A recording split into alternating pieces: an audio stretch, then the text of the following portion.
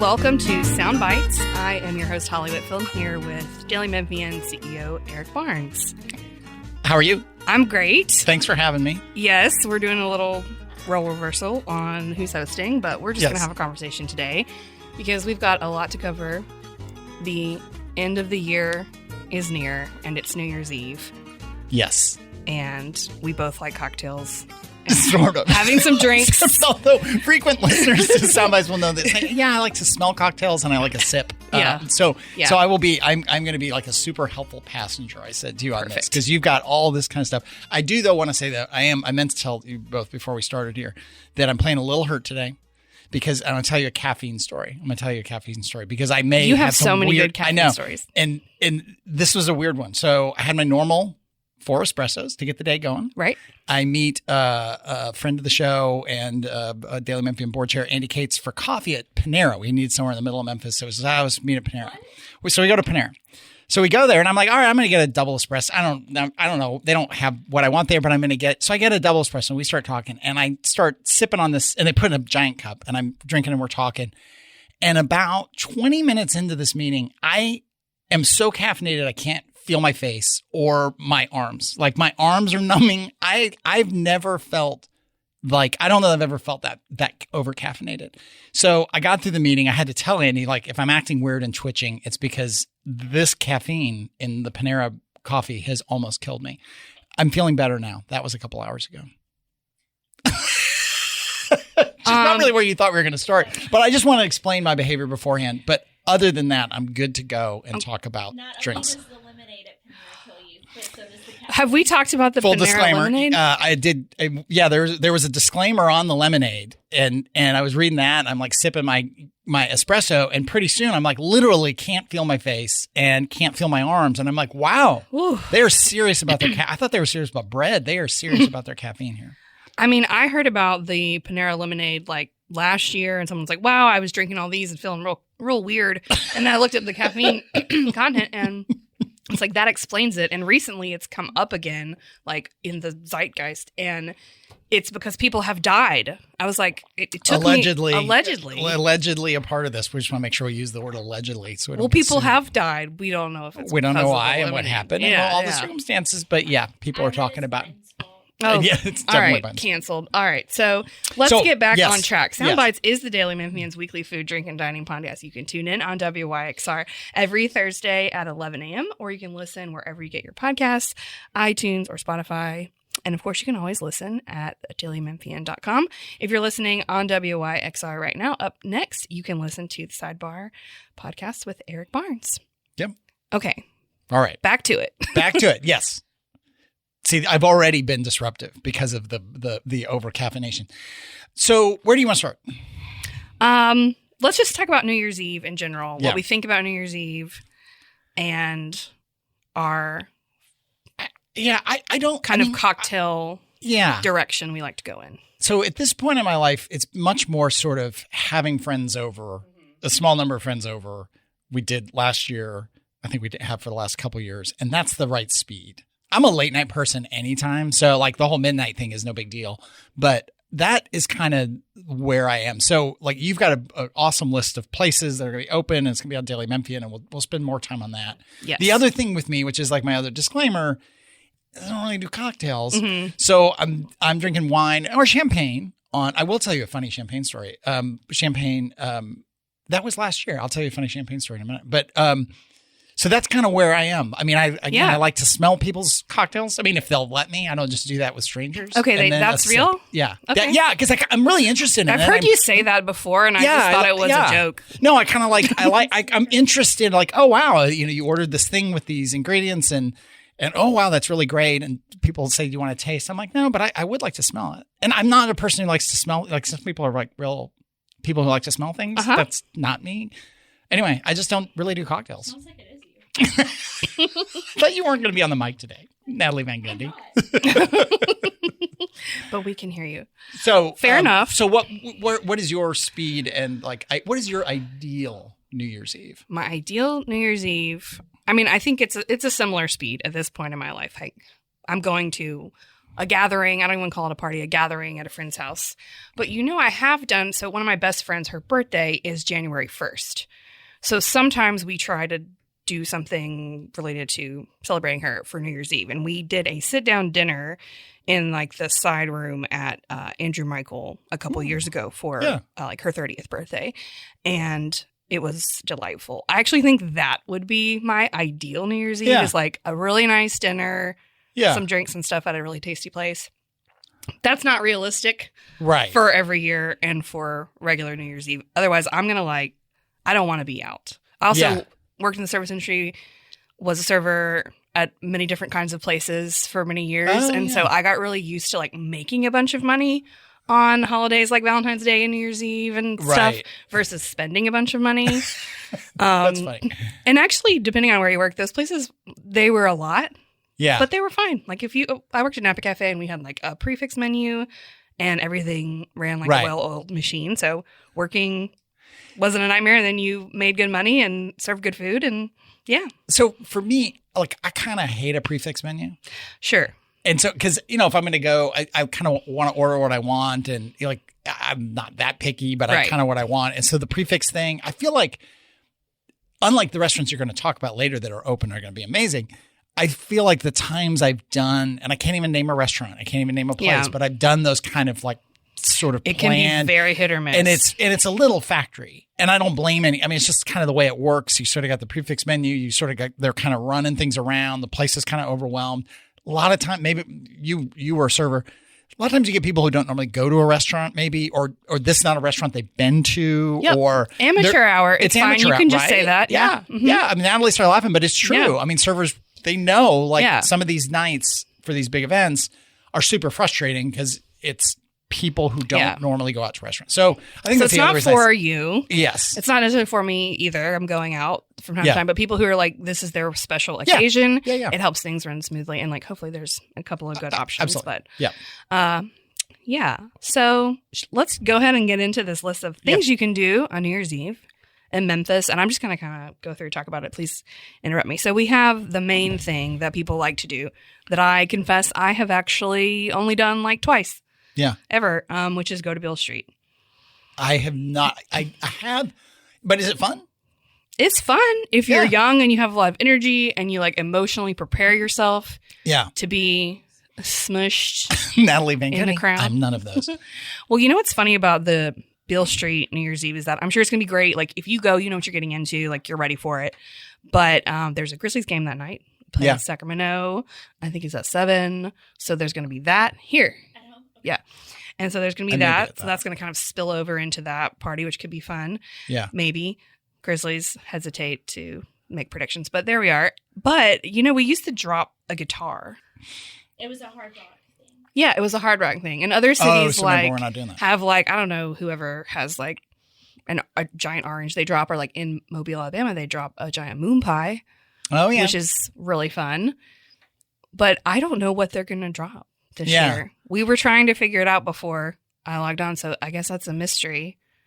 Guys, we'll just have to wait and see. Because we don't do the guitar. We don't do the guitar. I actually did, when I was 16 or 17 years old, I did New York Times Square. And watched the ball drop. And my dad had always wanted to do that. It was just this thing on his bucket list. Sure. So he took me and my brother. We lived in Tacoma, Washington then, all the way out. And we did that. And we were out in the middle of that. It felt like 1 million people. It might have been 1 million people. I don't even know. It was more people than I'd ever seen in my entire life as a kid from Tacoma. And it was slightly terrifying because this was Times Square in the 80s. I don't know about it. Not the new Disney-fied Times Square that exists today. So and that just reminded me I did that. Anyway, I'm not doing that again. No, one and done on that one. Okay. So other bars, restaurants, places that are doing either a brunch or a dinner or a late night thing. Both of the Bobaloos are doing a New Year's Eve brunch and dinner. Some more East Memphis love, Bog and Barley. The hottest new hot place at East Memphis, they're doing New Year's Eve brunch and dinner. Beauty Shop and Cooper Young also doing New Year's Eve. Again, all these are New Year's Eve. New Year's Eve brunch and dinner. Joyce Cobb is going to play. And then this is interesting. If you were ever a fan of Molly Fontaine Lounge, they have been closed in general since the pandemic. but they have done a couple of random like pop-up nights and parties that, you never find out about until it's too late. But they're doing a pop-up party on December 29th.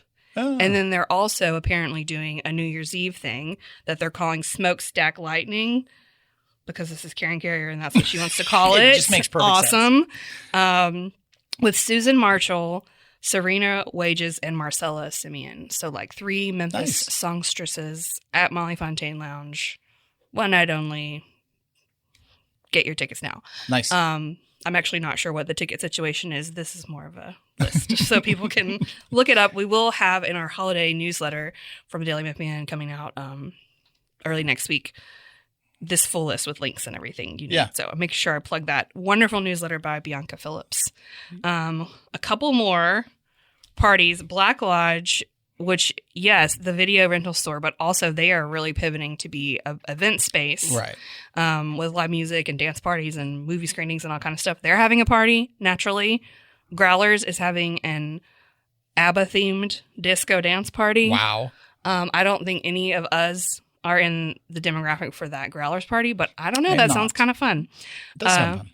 The High Tone is hosting a free drag show hosted by Moth, who's a prominent drag entertainer and artist in Memphis. That actually sounds fun, and again, free.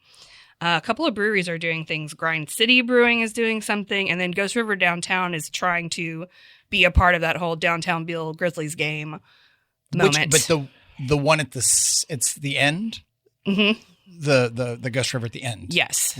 Oh, yeah, on Beale Street. Sorry. Oh, no, that's right. They have a location on Beale Street, too. Both of them are downtown. downtown. South Main. Yeah, they have one on South Main, too. But okay, so the one on Beale Street is cool. Whew, okay. All these, again, will be. If you had to go to one of these, Eric, one of those. Oh, disco. Definitely disco. Yeah. No, I don't know what it would be. What would I do? If I had to go to one of those. I would enjoy all those. Maybe Black Lodge. I don't know. That would be a fun one. Probably Molly's. I mean, because I'm just honestly, if I really think about it, because I loved that place when it used to be open, and I'm such a big beauty shop Karen Carrier fan. So that's probably where I would be. All the hotels are doing stuff too. The Westin, Hyatt Centric, Peabody, Marriott East, even Central Station downtown, and then the one at Overton Square at the Tiger and Peacock Rooftop Lounge at the Memphian Hotel. Which, if you've never been up there, it's pretty cool. It's pretty cool. The view is really cool. It's cool. It's good. The decor is kind of like Willy Wonka meets the South.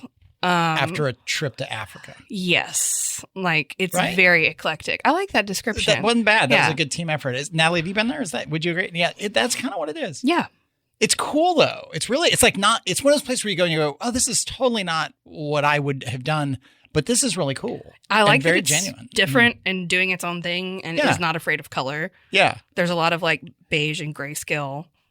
Right. Places to eat. It is not restrained. Yes. I mean, they did stick with like the noun and noun name. That we are really, really in love with. That we as a city should explore more, I guess. If I open a restaurant, I'll call it Reed and Mackenzie's. My children. Aww. Who, by the way, looking at Natalie Van Gundy, are in town coming up. Possible future sidebar with my children. If they'll do it. Well, anyway, file that away. Oh. That's a semi-tease. They'll either really, really want to do it, so much so that I won't want to do it, or they will be like, no, because we would not be able to control ourselves. Just give me my number or my email. All right. Okay. All right. Possible tease. I encourage this. I think this is a great development. You really will literally have to have your finger on the delete button, though. Because like the three of us, if we kind of get going, there's just a lot of stuff that we probably, I mean, they're 24 and 25, just so everyone knows. These are adults. It is adorable. Overgrown children. Well, I meant that figuratively. I know you have to go in there. Like and the do work. stop button on the radio where you have like the 5 10 second delay. seconds to stop. Yeah. Pandemonium. In case you're confused, you are listening to the Daily Memphian Soundbites Food Dining Podcast with me, Holly Whitfield. I'm digital director at Daily Memphian, and our CEO, founder Eric Barnes. We're talking about New Year's Eve. We're talking about drinks. We're going to talk a little bit about Christmas bars maybe here. That I feel like that bleeds into like the New Year's Eve thing. And then I think we're going to just talk about what we like to drink because that's kind of how we go on this podcast. But yeah, you can definitely listen on WXR. You can listen wherever you get your podcast. If you subscribe, that's very helpful for you and for us. And so you don't miss an episode. Leave a review. Okay. I need to start asking for reviews. It's on Sidebar. Yeah, you should. I don't do that. I always tell people to subscribe and follow and all that kind of stuff, but I forget about the review thing. I'm glad you said that because in addition to Soundbites, we have several other wonderful podcasts people can listen to. We have the Sidebar, of course, with Eric Barnes about art, culture, and more. Recently, he talked to Keith Cole, who's the outgoing leader of the Wolf River Conservancy, one of my favorite causes in Memphis. Love that one. We also have Grizzlies Pod with Drew Hill and Chris Harrington that I'm sure is about to get super juicy as Ja returns to the court and to the courtroom this week. Wow. I did that on the fly. Action news right there. Holly Whitfield on the scene. Reporting live from this podcast room. Okay, let's get back to it. Have you been? Oh, Tigers podcast. Tigers podcast. Oh, yeah. With Greg Gaston's come back. And that obviously with Tigers basketball being top 25 now is going to be that much more. There you go. Yeah, we finally broke into the poll. Yeah. But I was going to ask if you have been to any of these these pop-up holiday bars where people are like decorating their places like real crazy.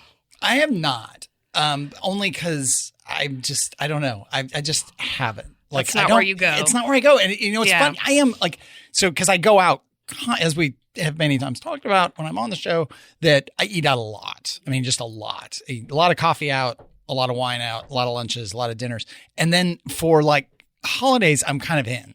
Right. You know, I think that's maybe, and also my kids are home or friends over. Like I love like New Year's Day brunch and Christmas Day brunch at home. Like that to me is just dreamy. Like good food. And I actually will cook and we can sit around and drink wine and play with Legos and watch whatever and so on. So it's awesome.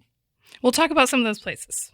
There you go. I see you have a little list over there. Yeah. Oh, well, no, actually my little list was that I was the champagne accident. It was other things. If I were, which we may or may not get to, but if I were going out, I mean, what do you mean? Where do I go when it's not the holidays? Like, because I live an inverse life where I don't go out for special occasions. Yeah, sure. Let's pretend.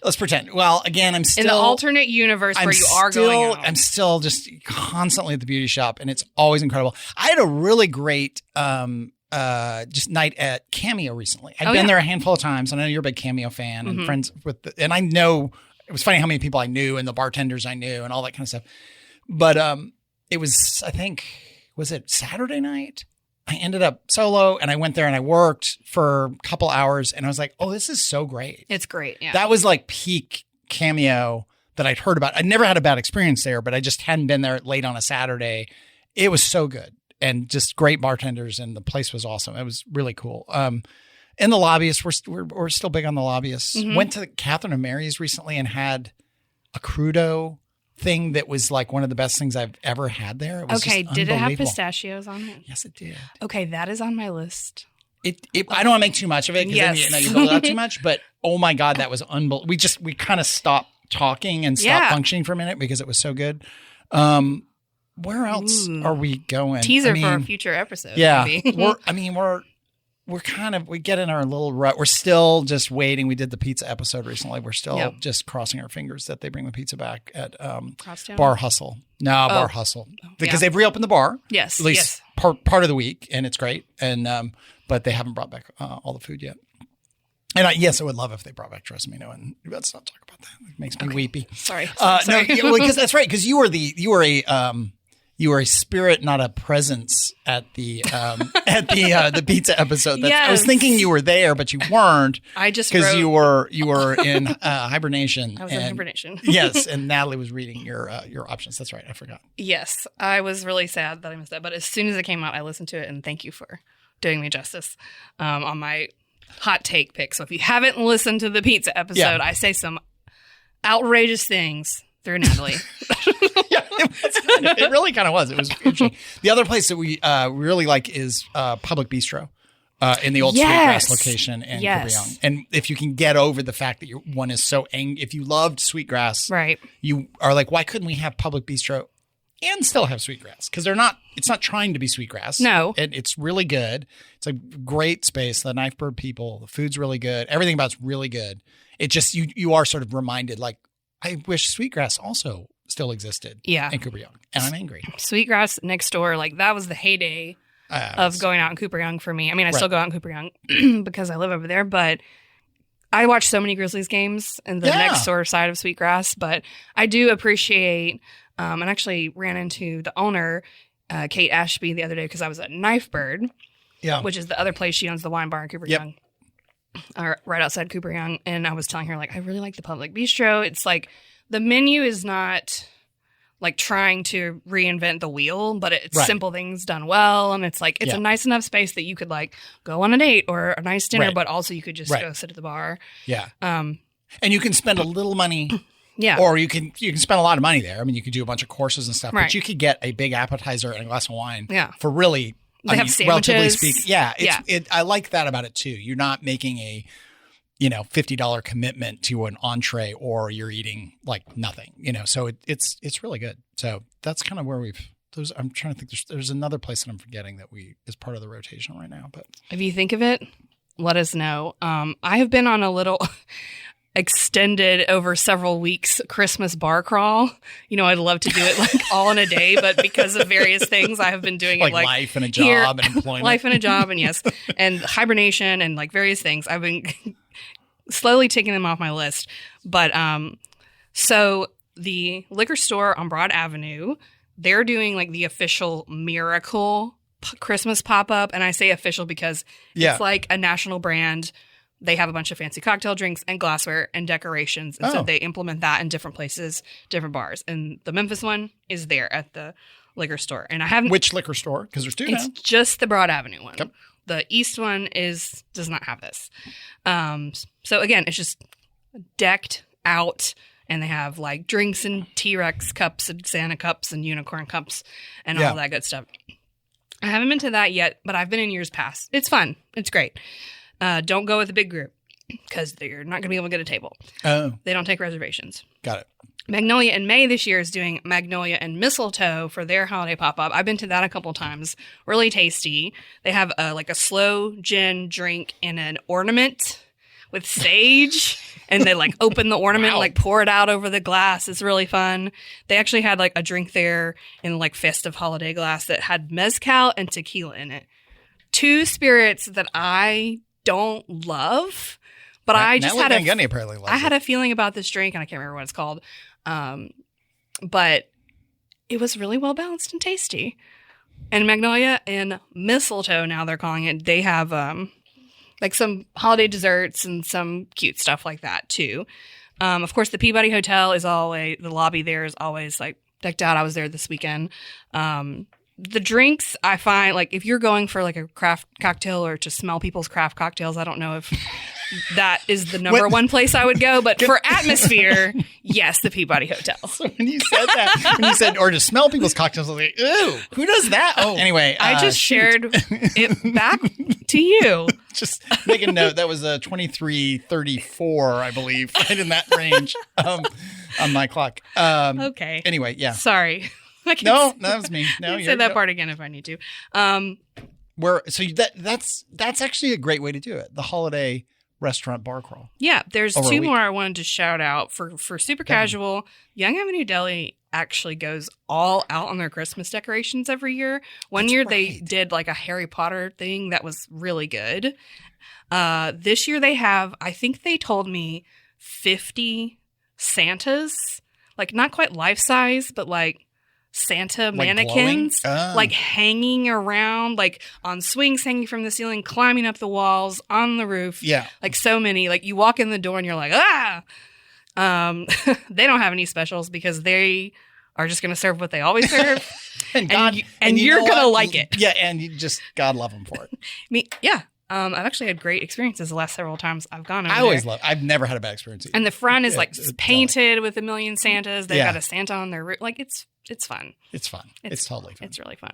The only other one I want to make sure I shouted out, well, two more. One's the Lounge downtown, which is where Pontotoc used to be. Is that what it's called now? Okay. Yes, they have it all decked out. It looks amazing. I haven't been by. But then the Wolf River Brisket in Collierville actually decided to step it up this year. And I've been out there, and every inch of the inside of that place is covered in like tinsel and streamers and lights. And they have a whole cocktail menu. They had a sangria and a big boot. And I was like, oh, yeah, I'll try that. And it was so big. And I was like, took 2 sips of it. I was like, that's good. I'm good on that. I got to drive back to civilization later. Yeah. So anyways, it's really fun. All those places are super fun. It's great. It's nice because in the past few years, like, we haven't always had places in Memphis that went for it. Great. I feel like, God, what am I doing with my life? I should be going to some of these places. Yeah. But I'm not. Feeling festive. Some people are really into that. They want to get their group together. They want to get their families in town. And yeah, my kids are coming in town, so we'll probably go to some, but they'll want to go, like, in a good way. They'll want to go to Tsunami. They'll want to go to Beauty Shop. I mean, not necessarily, because they don't, they want to get to the places they grew up going to. So probably want to go to Bari, that kind of thing. Yeah. Keo, speaking of Bari, across the street, Bar Keo, he's got a bunch of Christmas stuff in there. Yeah. For a cynical human being, kind of grumpy and kind of grumpy isn't really the right word for it. But anyway, I was in there, and he's kind of changed things a little bit. It's cool. It's good. And to me, that's kind of sort of replaced a bit of what Sweetgrass was, because it's just such a neighborhood kind of thing. They don't play the Grizzlies game. It's not Sweetgrass. He's not trying to make it Sweetgrass, but it does have it has some of the same people that I often don't see that I would see at Sweetgrass and be like, oh yeah, that kind of thing. Anyway, shout out to It's a good spot, and I'm glad it's there. We need some more casual places like that. If you're a person that goes out a lot in Memphis, you're like, we could have some more. We could have a couple more options. Right. Agreed. Yes, for sure. Well, parting thoughts on New Year's Eve plans? I didn't tell my champagne story, which is probably good. We have a little time. I went to the store last year to buy champagne. I was buying 2 cases of wine because we're having people over, and I was buying all this stuff. And it was at Joe's, and there was there's a wine club thing, and there's a number, and it's the holidays, and you're spending a lot of money. I get out of there, and I get in the car, and I'm like, wow, that was really expensive. Like, what did I do? That was weird. And so, but then I forget about it. I get home, I get all the wine, and I'm getting the champagne out. And I don't really buy champagne usually, but I bought like 2 bottles that were supposed to be like $25, something like that. I bought 2 bottles that were $115 each. And we only opened one. Actually, I just realized there's another one. It was unbelievable. I'm not even a big champagne person. It was unbelievable. And then a week or 2 later, I went back by, well, hopefully it was longer than a week or 2, but at some point I went back by Joe's, and I saw Cisco, the owner, and the wonderful person who runs Joe's. And he goes, did you like that champagne? I go, well, I'll tell you a funny story. I bought that by accident. He goes, yeah. We were like, wow, he bought 2. So you still have the other ones? I do. I just realized it's kind of hidden in my fridge. So maybe we'll open that for the... Perfect. Yeah. It was like, it was definitely a special occasion. So that's it. That's my champagne story. Love it. You were tricked into trying something that you really liked. Tricked. Fooled myself. Yes. I think that is close to all the time that we have. Yes. This has been Sound Bites, our podcast about food and dining and random stories that we have to tell. Especially when Eric's on. And Christmas fun. A lot of oversharing, a lot of random stories that are tangentially related to food and drink. Yes, but we appreciate you listening, appreciate you subscribing. Of course, you can listen wherever you get your podcasts, iTunes, Spotify, and of course, thedailymemphian.com. You can listen right there live on the website. Thank you so much, Eric. Yep, thank you.